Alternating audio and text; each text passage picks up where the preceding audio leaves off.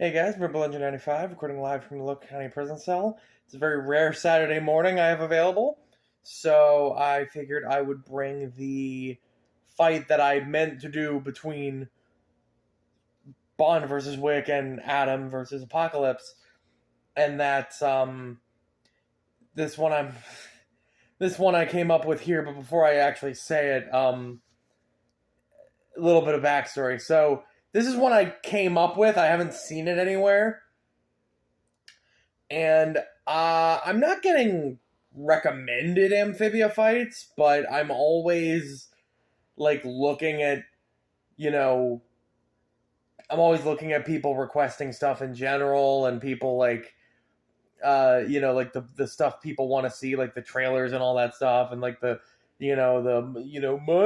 top 10 death battle that sort of thing, right? And I'm always seeing amphibia fights on there. So I thought, like, all right, maybe I should look into Amphibia a little bit. I haven't like watched the series, even to this day. I haven't watched the entire series.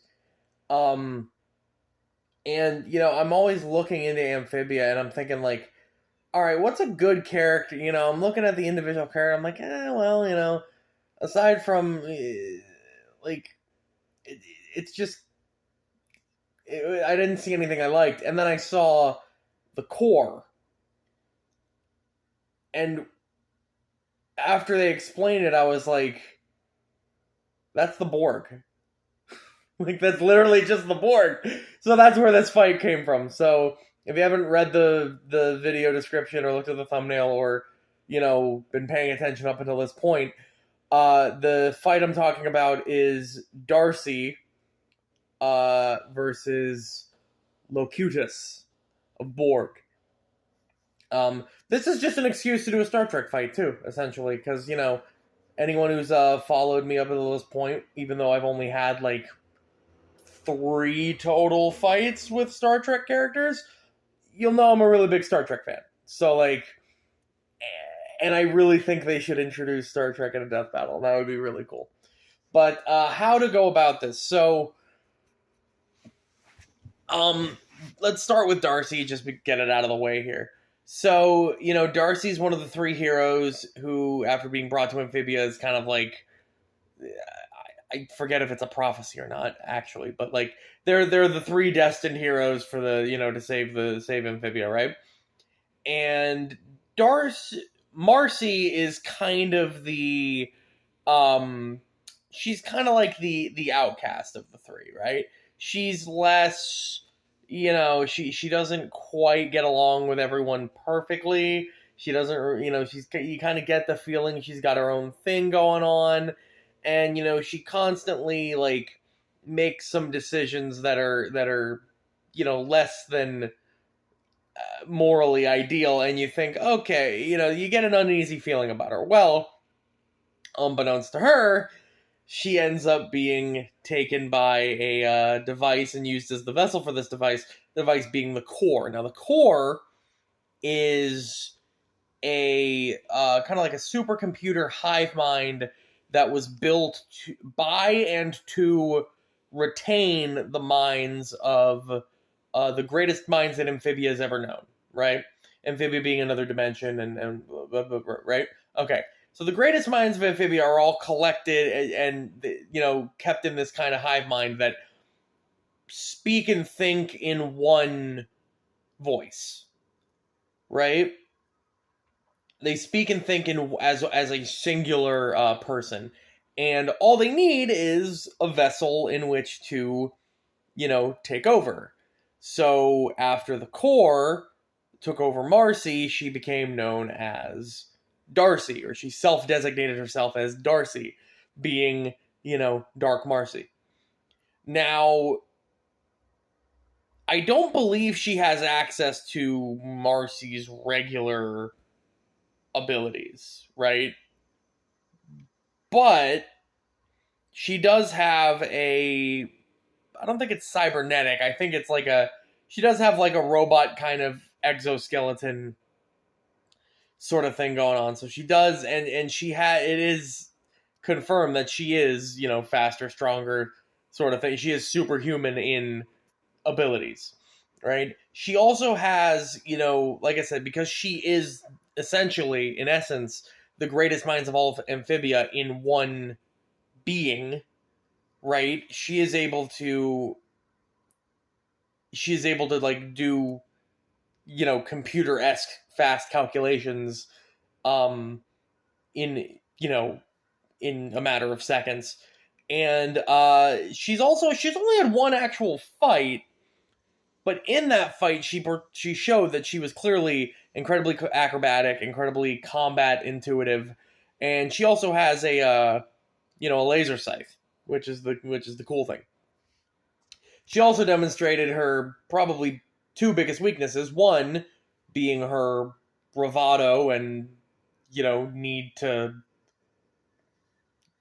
kind of torture her her sadism and bravado, meaning she ends up trying to make her enemies suffer instead of just finishing them off, but also that she loses connection to the core if the giant cord coming out of the back of her head is severed.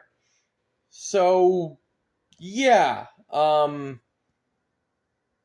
there's other things that's gone on with the core, and the core is necessarily a part of Darcy, like being able to make the moon crash into Amphibia and all that, but I'll get into that in a second. Now moving on to Locutus of Borg. So Locutus is the Borg designation for Captain Jean-Luc Picard, after he was kidnapped and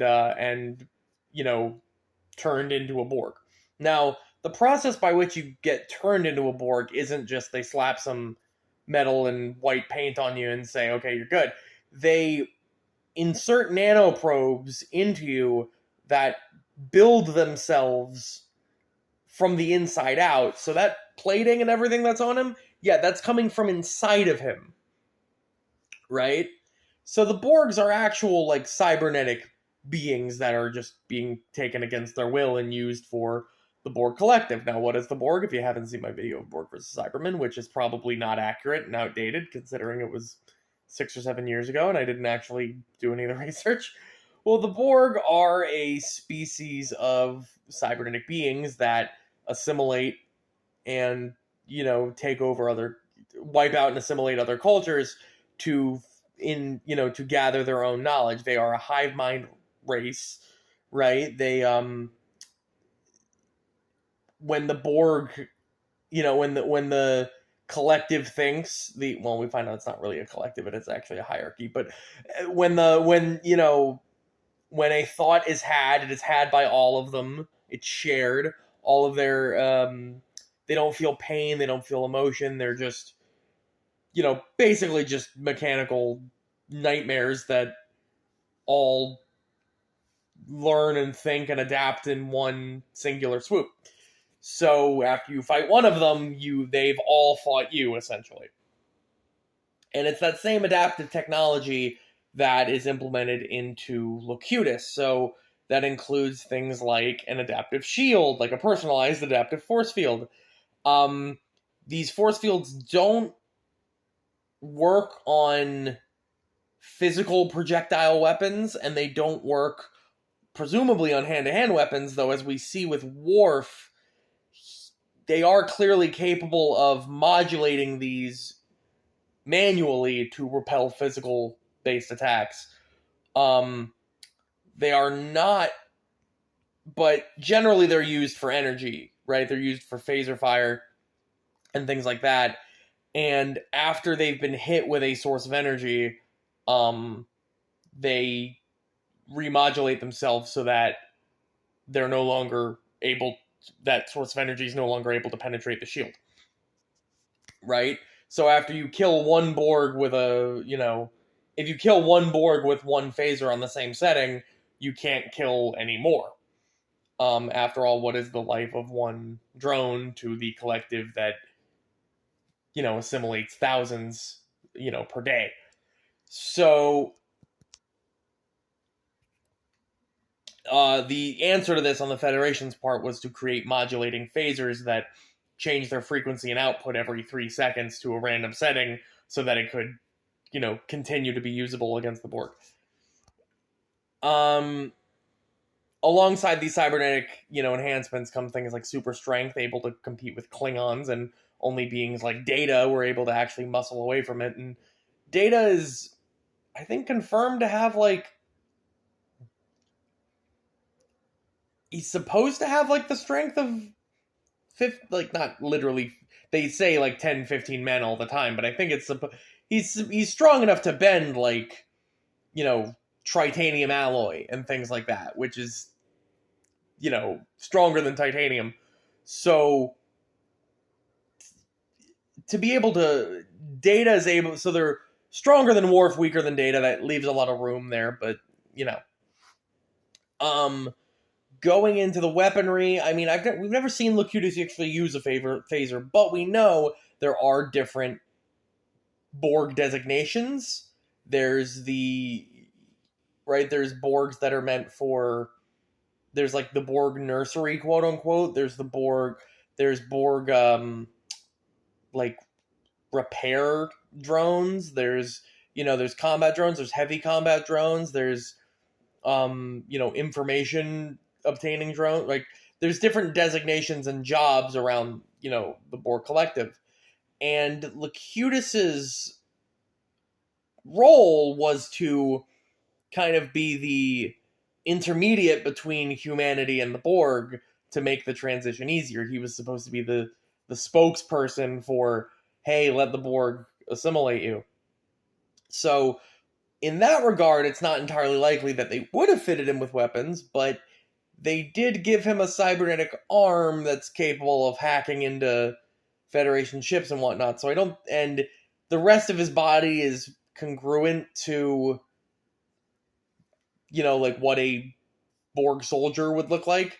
So I don't think it's unrealistic that they would have given him a weapon, but yeah, I'm not gonna say they definitely did. But as for the rest of his attachments, like I said, superhuman strength due to his cybernetic implants. The eyes that the eye attachments they give them are capable of perceiving everything within 3D space. They're capable of scanning things at a past the microscopic level. They're capable of observing space time. And observing the folds and dimensions and things like that. The one giant drawback to the Borg armor is essentially, or the Borg implants, I should say, is essentially that they're so fucking slow. They walk at you, and it's terrifying, but it's also just why can't you just run and attack someone? But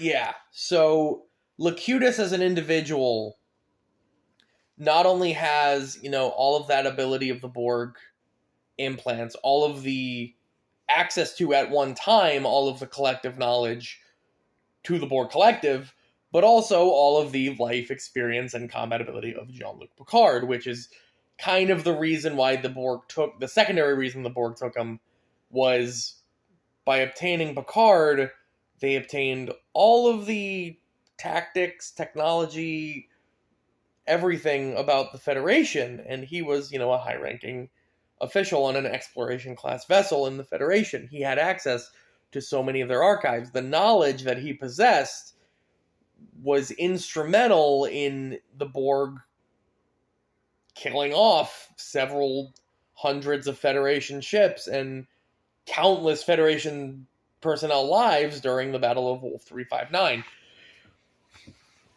So Locutus is definitely, he's played a pivotal role in the history of Star Trek, but not necessarily as an individual soldier. So one problem with this fight is that it is more of a character fight. Essentially, there's not much difference between this and Darcy versus just any Borg soldier. Locutus just happens to be the thematically fitting one. But getting into the fight itself. So I imagine how this fight would start would be Locutus would be in Amphibia. The Borg have been capable of time travel before, so I don't see why traveling to different dimensions would be such a stretch. And they would probably start attempting to assimilate races, and Locutus would most likely, end up fighting Darcy at some point. So Darcy, I see what I see happening is Darcy just goes right in, to attack him, right? Now, being as she uses an energy scythe, she has pretty much one shot to kill Locutus. And then after that, because as far as we know, that scythe cannot modulate its energy at all, she will literally not be able to harm him with that scythe. And, yes, it's possible she could try to, beat him to death with the blunt end of it or something. But, A, cybernetic implants, self-healing, things like that. And B, yes, the shields don't work traditionally on physical trauma, but as we saw with Worf, at least with Locutus' shield, he can manually, modulate it to be just a physical force, like a wall between you and someone else. So he's got multiple defenses there.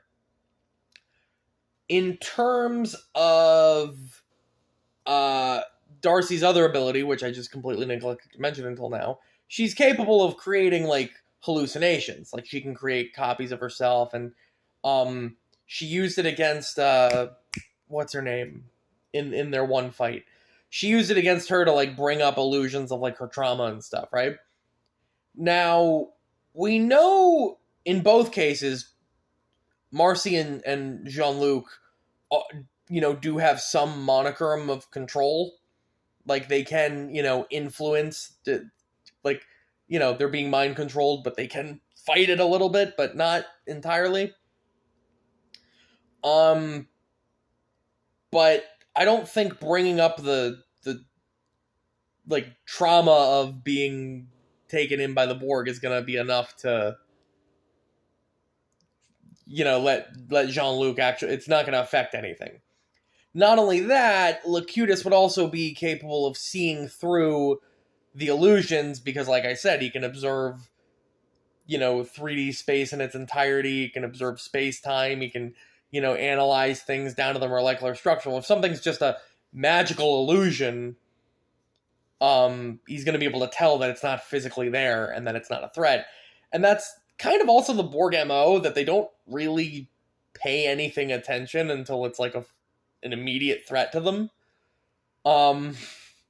Which is kind of stupid, but whatever, So I'll probably just stand there while Darcy's is he gonna attack anything, or what?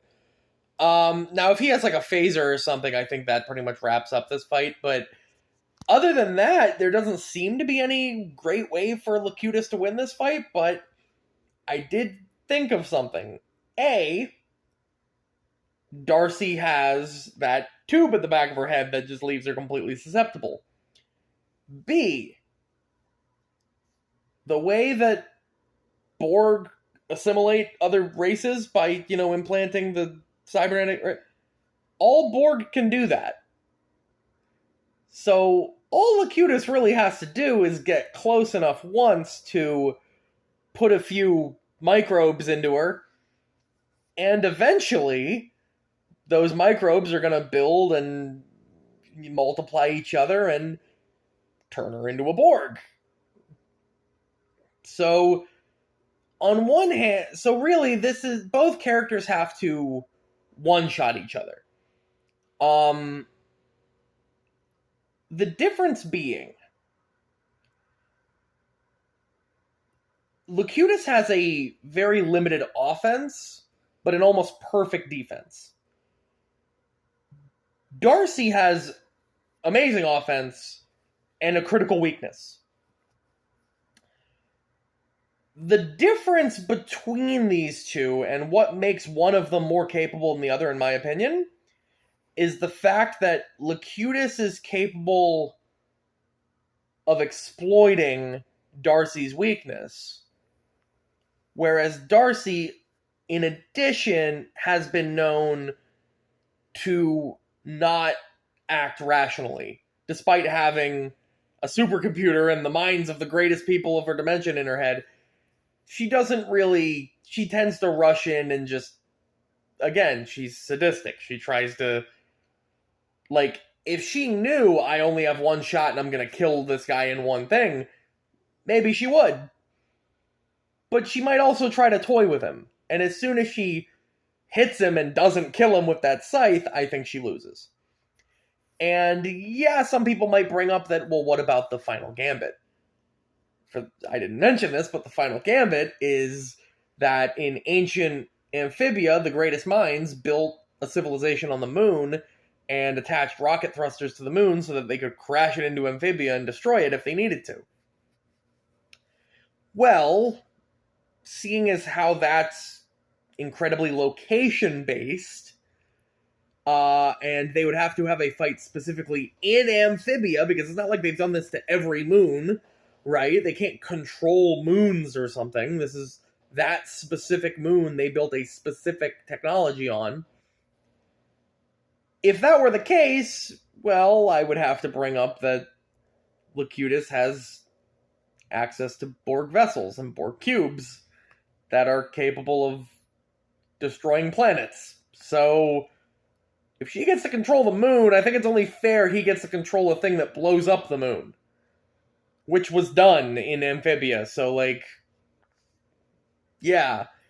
So, I mean, this may be a little biased, and it does seem like I'm fishing and reaching here, but, like, I feel Locutus has this, even though technically there shouldn't be any reason he does. But anyway, I just wanted to get that fight out of the way. It was really fun to do this and just have another Star Trek fight. But anyway, Rebel Engine 95. See ya.